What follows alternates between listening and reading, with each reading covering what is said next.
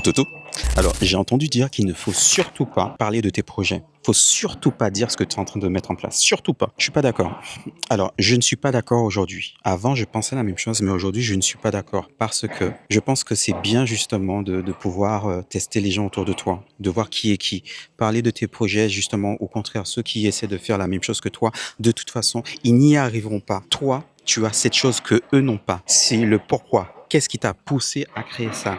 Comment tu vas le créer, dans quelles conditions tu vas le créer et dans quelle énergie tu crées ce produit. Et même s'ils font la même chose, je te garantis, ce sera jamais, jamais pareil. Alors pourquoi c'est bon?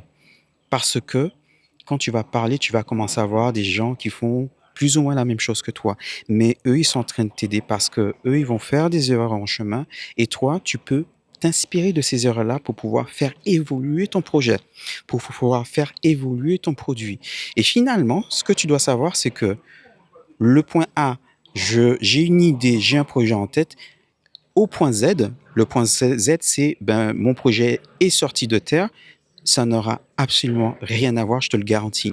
Il y a énormément de projets que j'ai eus, finalement que j'ai abandonnés parce que je me disais que c'était pas viable, mais les projets justement qui tiennent, mais finalement, je me rends compte que ça n'a plus rien à voir. Et c'est une très bonne chose. Si tu es d'accord avec moi, laisse-moi un commentaire et surtout toi qui n'es pas d'accord, dis-moi pourquoi tu n'es pas d'accord. On se retrouve tout de suite. Tchuss la famille.